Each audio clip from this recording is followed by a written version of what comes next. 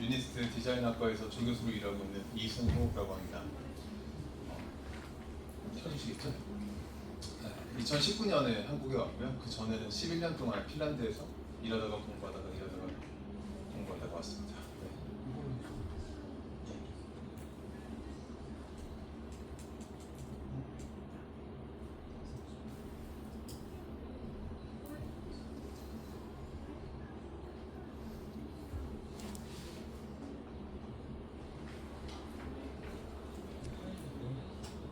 아닙니다. 아까 열어서 확인했습니다. 네. 네. 그래서 오늘 제가 발표드릴 내용은 실제로 저희 유니스트에서 저랑 오늘 함께 자리하신 김정석 교수님이랑 지금 안식년 중이시지만 조계 교수님 이렇게 같이 연구하고 있는, 그리고 인천대학교의 권혜주 교수님까지 같이 연구하고 있는 지방 중소도시 맞춤형 압축을 위한 시민 참여형 미래 생산 정책 디자인 프로세스 미량 안동의 사례입니다. 대한민국 인구 구조 변화에 대해서 우선 문제가 뭔지부터 좀 짚어야 할 것 같은데요. 너무 잘 아시겠지만 대한민국은 일극화 현상이라는 굉장히 독특한 현상을 가지고 있는 나라입니다. 옆나라, 이웃나라 일본도 이렇지는 않죠. 그래서 서울의 인구가 50%가 서울과 수도권에 거주하고 있고요. 가장 충격적인 게 서울과 수도권에서 전체 신용카드 사용액의 80%가 발생하고 나머지 지방을 다 합쳐도 20%밖에 안 됩니다. 그리고 우리나라 인구는 계속 늘어나는 것처럼 2025년까지 늘어나는 것처럼 보였지만 사실은 아이들이 많이 태어난 게 아니라 고령화가 된 것이죠. 그러니까 연세 드신 분들이 전보다 훨씬 더 건강하고 오래 사실 수 있게 된 거죠. 사실은 안동이나 밀양 같은 지방 중소도시를 보면 실제 우리나라 인구 변화에 훨씬 더 가까운 모양을 보여주고 있습니다. 물론 밀양과 안동 같은 경우에는 주변 대도시나 서울로 굉장히 많은 젊은 사람들이 특히 이사를 한 것을 알 수 있죠. 출생률을 보면 2005년 쯤부터 1에서 밑으로 내려가냐 마냐를 하고 있다가 2018년 기점으로 드디어 1 밑으로 내려갔습니다. 이제는 0.7마저 깨지고 0.6으로 내려가고 있죠.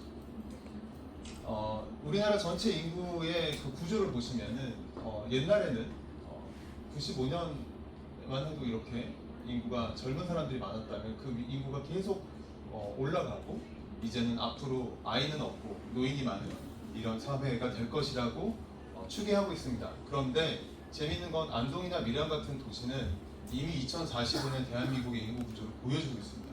결국 우리나라의 미래를 안동과 밀양에서 미리 볼 수 있는 것이죠. 우리나라는 이 그림은 자세하게 설명드릴 필요는 없을 것 같지만 결국 우리나라가 선진국 문턱에까지 와 있다는 걸 보여주는 그림이라고 생각하시면 될 것 같습니다. 그리고 가장 충격적인 것은 바로 옆나라 일본 같은 경우에도 고령화를 전 세계에서 가장 빠르게 경험한 나라 중에 하나라고 하는데 65세 이상 인구 비율이 7%에서 14%가 되는데 걸린 시간이 일본이 25년이고요. 우리나라는 불과 18년 만에 그 일이 벌어질 예정입니다. 전 세계에서 가장 빠른 변화를 목도하고 있고 이 변화에 대응하지 않으면 안 되는 것이죠. 선진국 진입을 하면 경제 성장은 둔화된다는 건 과학적으로 이미 증명이 된 사실입니다. 더 이상 박정희 시대의 경제 성장을 다시 기대하는 것은 어려운 일이죠. 그렇기 때문에 인구도 계속 이런 구조 변화를 가져갈 것입니다. 그것뿐만이 아닙니다. 여러 가지 사회 변화, 경제 변화, 기술 변화로 인해서 우리 사회가 굉장히 많은 일자리의 변화를 경험하고 있는데요.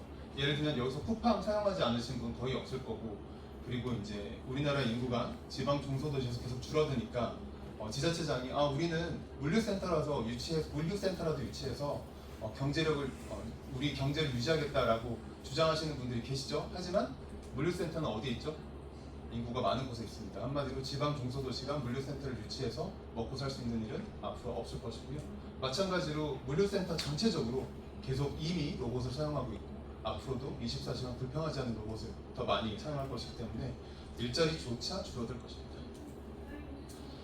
이런 여러 가지가 쌓이면서 지방 중소도시를 보시면 지금 공실이 굉장히 심각합니다. 밀양 같은 경우에 여기 밀양 해천 주변에 저희와 함께 연구하는 소통협력센터에서 분석해 주신 내용인데요. 전체 빈점포, 부분 빈점포, 전체 밀집, 부분 빈집이 이렇게나 많습니다. 그리고 이거는 마치 스펀지처럼 이렇게 구멍이 나는 것들은 앞으로 계속 생겨나게 될 것이고요. 이게 공실 자체가 문제라기보다는 물론 여기서 뭐 범죄가 일어난다거나 하는 것도 있을 수 있지만 이 공실이 결국은 전체 인구 저하를 가져오고 결국 어느 정도 인구 미만으로 내려가면 그 인구가 서포트할 수 있는 다양한 경제 활동, 예를 들어 노래방이라든가 뭐 이런 것들이 하나하나 사라지면서 그 동네는 점점 더 살기에 재미없는 동네가 될 것이고 활력이 더 떨어지니까 젊은 사람들은 더 빠져나가는 그런 현상이 가속화될 것입니다. 우리나라 지방에서 지방 살리겠다고 지방 축제 진짜 많이 하죠. 전국에 1000개가 있다고 하는데요. 이게 효과가 없다는 건 모두가 알고 있습니다. 1000개면 1년에 하루에 3개가 열리고 있는 건가요? 365일 따져봤을 때 엄청난 숫자고요. 그리고 이런 축제들이 우후죽순 생겨나는 것도 그리고 엉망진창인 축제들이 나타나는 것도 결코 이상한 일이 아니에요. 저 정도로 숫자가 많으면 축제가 제대로 될 리가 없죠. 그리고 인구를 계속 더 가져오기 위해서 주소받기 운동이라는 것도 하죠. 그래서 이제 대학생들이 이 도시에 와 있는데 여기에 살면서 뭐 주소는 여전히 경기도로 되어 있어요. 그러면 주소를 이전하면 뭐 30만 원을 준다 뭐 이런 거죠. 근데 실제로 인구가 늘어난 건 아니고 빗자루 쓸어 담기라고 일로 쓸었다 저로 쓸었다 하면 인구가 일로 갔다 저로 갔다 하는 현상이 불과합니다. 네, 그리고 뭐 도시재생 우리나라에서 굉장히 열심히 해왔고 실제로 유효한 전략이기도 한데요. 도시재생조차도 여러 가지 한계가 있습니다.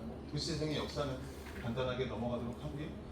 마강래 교수님께서 지으신 책 이런 책들이 대표적으로 말을 해주고 있는데 기본적으로 지방 중소도시 인구가 계속 줄어드는 데 비해서 도로나 이런 것들은 계속 늘어나기 때문에 주민 1인당 그 SOC를 운영하고 유지하기 위한 소요 예산은 계속 늘어나고 있고요. 그리고 이 아까 말씀드렸던 도시재생 같은 경우에도 실제로 도시재생을 해야 돼서 하는 것이 아니라 예를 들어서 문경 같은 곳에 신도심을 만들고 신도심으로 젊은 사람들이 더 안전한 환경을 위해서 빠져나가면 구도심의 인구가 빠져요. 그럼 구도심에다가 또 예산을 모아서 도시재생을 하는 이런 시소 효과가 수많은 중소도시에서 일어나고 있습니다. 그러니까 도시재생이 필요 없어서가 아니라 도시재생을 해야만 하는 이유를 정부에서 계속 만들고 있는 것이죠. 그리고 산업단지 같은 경우에도 산업단지를 만들어서 우리가 지방경제를 다시 살리겠다라는 약속을 하고 지자체장들이 많은 예산을 들이고 있는데 실제로는 분양률은 평균 27%, 8%밖에 되지 않고 나머지는 전부 지방 중소도시의 빚덩이로 내려가고 있는 상황입니다. 그래서 저희 기초연구실에서는 결국은 우리 인구구조 변화가 전국적으로 일어나고 있다는 것을 받아들이고 그렇다고 하면 지방 중소도시들이 어떻게 하면 활력을 잃어버리지 않도록 할 수 있을 것인가, 즉 작아지는 도시여서 불행한 것이 아니라 작지만 더 행복한 혹은 작아서 더 행복한 도시를 어떻게 만들 수 있을지를 연구하고자 했습니다. 말씀드렸다시피 아까 조교육 교수님, 김종숙 교수님 그래서 도시 연구자들 그리고 디자인 연구자가 함께 모여서 정책 연구를 하고 있는 것이고요. ICT 센싱이나 AI 같은 것을 이용하는 기술 연구 그리고 꼭 리빙랩이라고 부르지 않더라도 시민분들이나 전문가가 참여하는 참여형 혁신 모델 이 두 가지를 동시에 진행하고 있고요. 오늘은 시간 관계상 참여형 혁신 모델에 좀 더 집중해서 말씀드리겠습니다. 기본적으로 인구구조 변화를 받아들이고 변화를 만들어내야 된다라고 아까 말씀드렸는데요. 그것들은 여러 가지 이름으로 라이사이징이라고 부르기도 하고 축소도시, 스마트 디클라인, 컴팩시티 이런 다양한 표현들로 불리긴 하지만 결국은 나라마다 맥락 따라 다르지만 결국은 인구가 스펀지처럼 빠져나가는 도시에서 어떤 축들을 만들고 그 축을 중심으로 인구들이 이주해 오고 생활할 수 있도록 유도함으로써 그 도시가 가진 최소한의 활력을 유지하자라는 것을 기조로 봐주시면 될 것 같습니다. 우리나라에서는 예를 들어 LH 이상수 박사님 같은 분들이 적극적으로 이런 연구를 해오고 계시고요. 하지만 아직 정량적 단계의 제어는 있으나 how to, 거기까지 어떻게 갈 것인가에 대한 고민들이 필요한 상황이어서 아직은 선언적 단계에 머물러 있습니다. 컴팩시티에 대한 여러 가지 담론들은 그 나라의 역사적, 경제적 여러 상황에 따라 다릅니다. 미국 같은 경우에는 주 단위로 되어 있기 때문에 다르고 일본 같은 경우에는 우리나라보다 조금 더 먼저 이 문제를 마주하고 시작했지만 거기는 우리나라보다 대중교통이 훨씬 더 발족되어 있기 때문에 대중교통을 중심으로 거주 유도를 하는 방식으로 진행되고 있습니다. 독일 같은 경우에는 아시다시피 그 베를린 장벽 이후에 도시의 축소가 일어나서 컴팩시티가 대두됐었습니다. 하지만 이런 맥락들이 우리나라에 정확히 와서 도입되기는 굉장히 어려운 상황입니다. 그래서 저희는 말씀드렸던 것처럼 빅데이터와 빅데이터, 즉 AI나 이런 것들을 이용한 빅데이터와 그리고 참여형 혁신 모델을 통해서 시민분들과 전문가분들을 모시고 하는 프로젝트를 진행을 하고 있고요. 네? 5분 남았어요. 많이 나왔네요. 네, PPPP라고 하죠. 그래서 Public, Private, People Partnership 이렇게 해서 다양한 분들이 모여서 혁신을 해본다. 네, 아까 앞서서 두 분의 발표자께서 해주신 얘기랑 일맥상통하고요. 저희는 그래서 올해 총 5단계로 밀양과 안동에서 이것을 진행하고 있고요. 우선 시민분들을 길에서 만나서 그분들을 관찰하거나 인터뷰하는 거, 그리고 시민분들을 모시고 그분들에게 미래 밀양과 안동의 2045년의 모습을 그려볼 수 있게 하는 기회를 드리고, 그분들이 원하는 미래 비전을 얻는 거, 그 다음에 전문가 워크숍, 이 앞에서 2단계에서 진행한 것들을 바탕으로 전문가분들을 모시고 미래 밀양과 안동의 전략을 세우는 거, 그리고 여기까지 진행된 것들을 바탕으로 시민분들께 다시 한번 보여드리고 시민분들의 피드백을 얻고, 그리고 최종적으로 저희 연구 결과를 발표하는 이 5단계로 되어 있습니다. 지금은 1, 2, 3에서 3단계까지 와 있는 상태고요. 지난주 목, 금, 안동에서 전문가 워크숍을 진행했습니다. 현장 관찰과 우연한 참여 같은 경우에는 아무래도 이 문제 자체, 지방 소멸이라고 하는 표현의 자체에서 어색해 하시는 분들이 많이 계시기 때문에 그분들이 이해할 수 있는 미래 시나리오를 보여드리면서 그것에 대해서 어떻게 생각하시는지를 여쭈는 방식으로 인터뷰를 진행했습니다.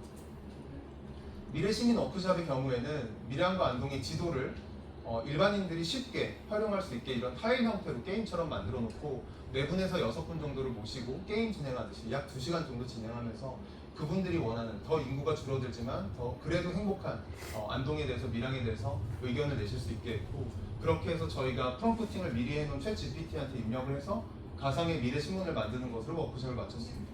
이렇게 해서 만들어진 미래신문은 약 100개 정도가 되고요. 이런 식으로 신문이 만들어집니다.